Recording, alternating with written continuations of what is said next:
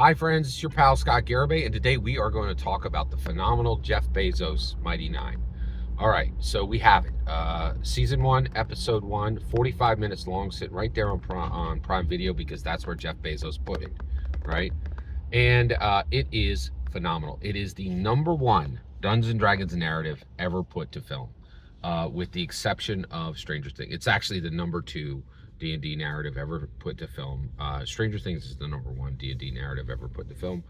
And there's a new champion for the #2 slot, a new podium slot, and that is Jeff Bezos' Mighty Nine. It is phenomenal. It far surpasses everything that's been accomplished with Legends of Vox Machina Prime Video at this point. So how did we get here? Who's responsible for this? I will say I was shocked. I thought I was like, oh, I'm going to enjoy this.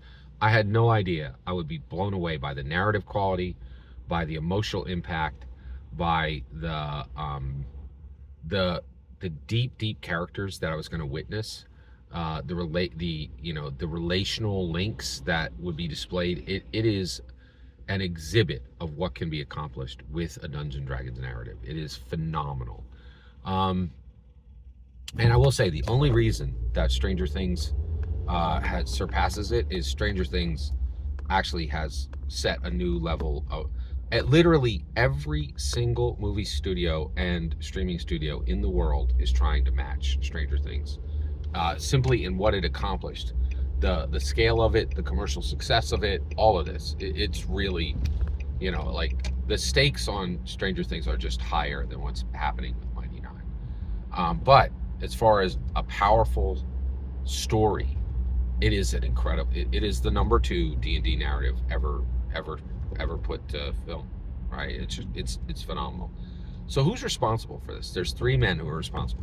I've already talked about what Jeff Bezos did. I already talked about what Matthew Mercer did, and now today we are going to talk about what Brennan Lee Mulligan did. So Brennan Lee Mulligan is really responsible for the quality of Jeff Bezos' Mighty Nine. Wait a second, Scott. I don't know if Brennan Lee Mulligan even worked on it. That's right. I don't think he did work on it. So how could he possibly be responsible for it? Here's my supposition. I think when Mighty Nine went into production at Amazon Studios, right?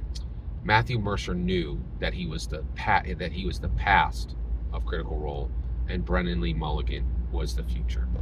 I think Matthew Mercer knew that he would give him the #1 Dungeon Master crown, and I think once he knew that, he realized that he couldn't serve up the same pablum junk that he's been encouraged to create by Marisha Ray, Ashley Johnson, Sam Riegel, Travis Willingham, Laura Bailey, Taliesin Jaffe, and Liam O'Brien. They have been anchors around his neck. I think Matthew Mercer realized that he had no ability to create true quality because he could not control his friends, right? Whereas Brennan Lee Mulligan really isn't friends with any of them. He's been their substitute teacher, right? And he comes in and he says, hey, let's get to work, right? I know you get away with a lot of junk with your regular teacher, but not here. I'm actually gonna teach you something. And I do think we're reaching a point where Brennan Lee Mulligan is demanding more from the players, and Matthew Mercer never did that. And when Matthew Mercer realized that he would be the past, he would be a footnote within Critical Role, and Brennan Lee Mulligan would be the person to carry Critical Role into Canaan, out of the wastelands that he had allowed the players to keep it in.